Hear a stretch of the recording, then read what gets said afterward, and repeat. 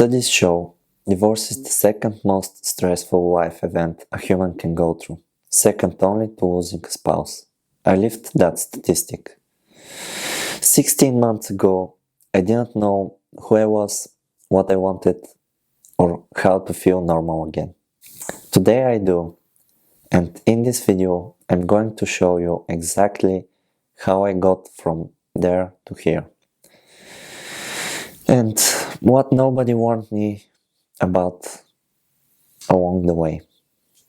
I'm Nick, and on this channel I help people survive divorce, burnout, and the identity crisis nobody prepares you for.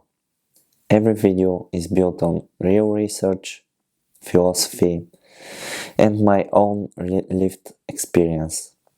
No fluff, just the things that actually helped. The first thing nobody tells you is what I call the Mirror Shatter Effect.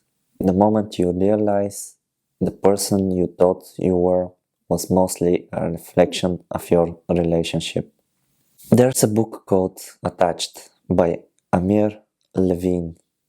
His research showed that in long-term relationship, your nervous system synchronizes with your partner's. You stop being two separate people. You become a unit. So when that unit breaks apart, it's not just emotional, it's neurological disruption. Your brain is searching for a signal that no longer exists. Before I met my ex-wife, I was 25. Fit, social, carrying a lightness I didn't even know I had. Then I met this girl at a bus stop, and everything shifted. Over the years, friendships faded, the spontaneous trips stopped, and the dreamer in me got switched for responsibility. I told myself that I was growing up, but I was also disappearing, and I didn't notice. When my daughter was born, family became everything. I had never been more certain about anything, and never more completely defined by something outside of myself. And then it was gone. I remember standing in that rented apartment, feeling something I couldn't name, not just sadness, emptiness, like a blank canvas, but not a clean one.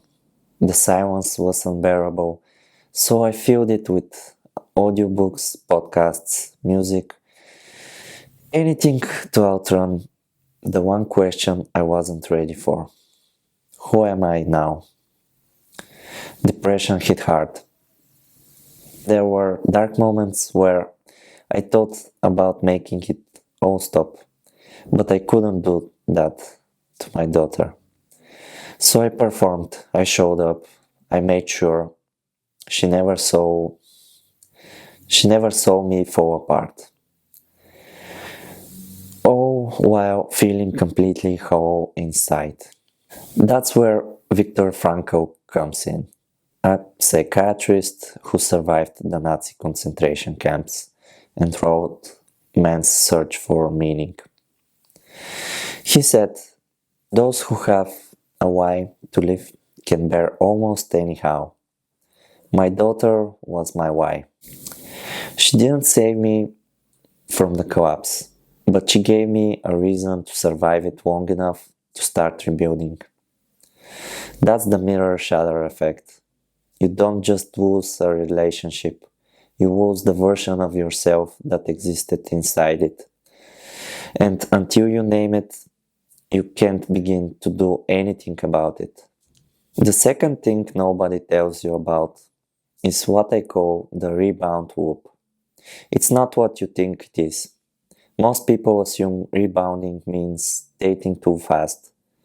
The real Rebound Loop is quieter and far more convincing. It's rushing back to feeling normal through work, routines, and self-improvement without actually processing anything. After the collapse, I tried everything: therapy, books, podcasts, a 7-day meditation retreat. From the outside, it looked like recovery, but I was stuck, consuming more, analyzing more, preparing more, without anything actually changing. It took me 6 months to notice. My sleep was still broken, and my mind had me convinced I was making progress. Here's why that happens. When we are in pain, the brain rewards preparation over action because it feels productive, but costs nothing emotionally. Neuroscientists call this a safety behavior. It's the same mechanism behind procrastination and perfectionism. It's not laziness. It's your nervous system protecting you from a threat it can't quite name. So ask yourself honestly, am I preparing to change, or am I using preparation as a substitute for change? Signs you're in the loop. You've read the books but applied nothing. You feel busy but nothing looks different. You keep moving the goalposts, and anxiety doesn't go down even as the knowledge goes up. The loop feels like a momentum. That's what makes it so easy to miss. You don't need another framework to break it. You need one honest practice that forces you to stop consuming and start confronting. For me, it was journaling. Not the gratitude kind, the brutal kind. One question every morning: what I actually avoid right now. 10 minutes, no editing, just raw output. But pick whatever works for you. If you're a thinker, write. If you're a talker, book one therapy session, just one. If you need stillness first, 10 minutes every morning, phone in another room, no noise. Just sit with what comes up. The tools matter less than the commitment. Pick one. Do it every day for 2 weeks. You're not looking for insight. You're looking for honesty and space where your mind can no longer hide behind productivity. And the third thing, the one that actually changed everything, is what I call Reconstruction Window. After the collapse and the false recovery, there is a specific period of time where you have more power over who you become than at almost any other point in your life. Most people sleepwalk straight through it. Here's what it feels like. The numbness starts to lift. You catch yourself thinking about the future instead of replaying the past. The question shifts from why did this happen to me to what do I do with this?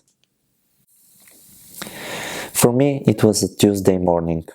I made coffee, sat by the window, and for the first time in months, I wasn't thinking about what I'd lost. I was wondering what I actually wanted. It lasted for 4 minutes, but it was enough. That's the window opening. Don't miss it. When you recognize you're in it, ask yourself 3 questions. Not casually, honestly. These aren't therapy prompts. They're decisions in disguise. What do I actually value? What I genuinely care about when nothing is expected of me? What did I tolerate that I never should have? Not just in a relationship, but in myself. And the most important one, who do I want to be? Not who do I want to go back being. The goal is not to recover the person you were before. That person led you here. Build someone new. But awareness without action is just another form of the rebound loop. So here's what intentional action looks like. Ground yourself first. Routine, sleep, movement, then write. don't just think, and choose another thing that is purely yours, a hobby, a goal, a project that has nothing to do with your past life or your roles. That becomes the seed of your new identity. The reconstruction window is not a reward for surviving divorce.